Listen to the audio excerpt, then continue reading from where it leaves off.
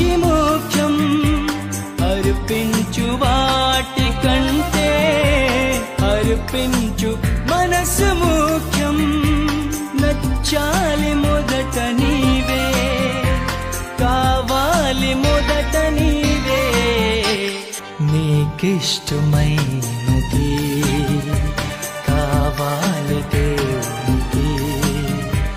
బలి అర్పణ కోరలేదు దేవుడు, బలి అర్పణ కోరలేదు దేవుడు.